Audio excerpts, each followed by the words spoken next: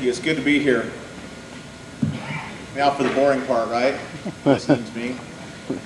I was always told, I got to tell you a little bit about myself so that hopefully we'll have a little bit of a connection. I live just right over here in Pleasant Grove, right against the mountain. And the senator had me come on to work with him about a year ago. Before that, I owned a heating and air conditioning company. So when I walked in and saw you guys dressed like this, I felt right at home, believe me. I used to crawl on these houses, put furnaces in, did that the whole time. Road construction, how essential it is to our country. The senator knows how important it is. And to tell you a little bit about the senator, he is, some people say, well, he's a Tea Partier. And I don't know if you're for or against that kind of thinking with the Tea Party. But he wants the government to be at least financially responsible, because we are over $15 trillion in debt as a country. We've got a lot of problems to work through, a lot of waste, like you mentioned, that's going on out there. And so there's only a few things the federal government really should be doing, and one of them is our roads, the transportation that we have, the systems that are there. He recognizes that. There's a lot of stuff that we shouldn't be doing as a federal government, and those are the things we need to start eliminating or reducing down. The inefficiencies that are out there in government are all over the place, and the money that's wasted is just unbelievable. And every time he sees that, he thinks, what are we going to do? How are we going to pare this back? And how are we going to get this to a point where we're doing what the federal government should be doing? So there are two bills that he is a co-sponsor with, a couple senators. One of them is Senate Bill 1446.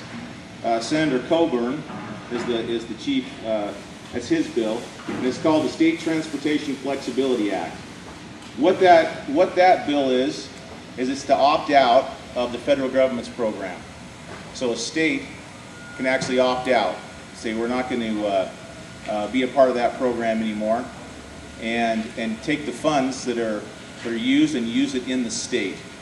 You know, we have that 18.3% or 18.3 cents tax on gas, and we can reduce that down to 3.7.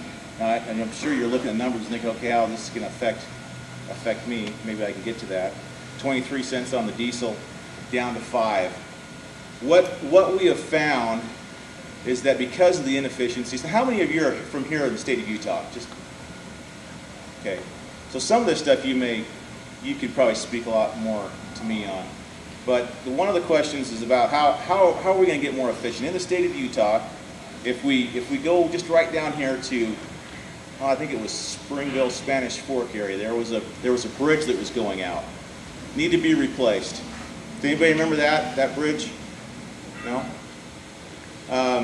That bridge needed to be replaced, and so they're looking at it. It needs to go. By the time they started getting the funding and everything ready, all of a sudden the EPA came in and says, nope, can't do it, air quality issues. So they shut it down. So it sits there without being fixed. And that's one of the things that the senator is very concerned about, that we have these regulations, these agencies out there that are using their control to, in effect, put out laws. And these laws, although have not gone through Congress, they affect us. They affect every single one of us, businesses, the states. And so he's proposed another bill called the RAINS Act, in which any time there is an issue where we pass a law, for instance, I'll give you an example, and maybe we can do it here. Play with me. If you were all in Congress and the bill came up and it said, the bill says, we want clean air. How many of you would vote for clean air? Yeah? Okay, so let's say it passes. Then all of a sudden, they take this bill that just passed, and we take it over to the EPA, and we say, here's this bill, in effective law, we want clean air as people. The EPA takes that bill, and they say, okay, what clean air means is that you can't drive your cars on Monday, Wednesdays, and Fridays anymore. That's the law. Now, what do? You just pass the bill. What would you do? Boo, right? That's terrible. Well, that's what happens to some of the senators and the representatives. They pass this bill called Clean Air, and all of a sudden the constituents come back and say, what are you doing? We're going to throw you out of office. And the senator or the House representative points back and says, it's not me, it's the EPA. The EPA is doing this to us. So you have to go after them. Has anybody ever gone after the EPA before? Or even thought about trying it? It's not going to work, is it? So what the senators proposed is that any time there's a law similar to that is passed, it goes to a regulatory agency, and they all of a sudden just define what that means, that they have 90 days, and it has to be an accumulation of $100 million or better, so it's not all the small bills. Then it would go back to Congress again, and they'd say, yes, that's exactly what we said, or they'd say, no. Our constituents would never go for that. And so you can revamp it and go through it. And that's called the REINS Act. Another issue that came up here in the state is in South Jordan. In South Jordan, they're looking to expand the highway there. They went through and ran the numbers. The numbers came out to be $500,000 to do this work on this road. And so they said, you know what? We've got to see if we can go for some federal funding, some federal dollars. And when they went for the federal dollars, with all the regulations again that are out there, by the time it all came through, it was a $2 million project. So $500,000, $2 million, they spent $2 million. To me, and I know to the senator, that's a waste of our tax dollars. And that's where we need to watch out. What's going on? That's the reason why some of these bills that he has here, the second bill is by Senator Jim DeMint out of South Carolina. It's called the Transportation Empowerment Act, in which he's a co-sponsor with. It's Senate Bill 1164.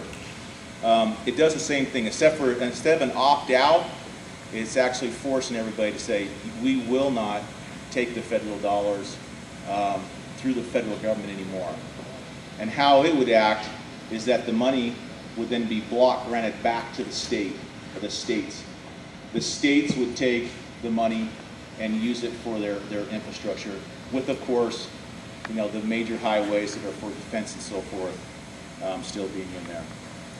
Governor Herbert in the state of Utah is behind these two bills as well. He feels like the states can do a better job. That's kind of one of the reasons why Senator Lee is back there. He feels like we've got to bring the power back to the states, and that the federal government should do their jobs and what they're entitled to do, and nothing more than that. I just wanted to finish with that, again, that is one of the issues that the federal government should be involved with, can be involved with, as they collect the taxes or block grant it back to the states. Okay, thank you. It's good to be here.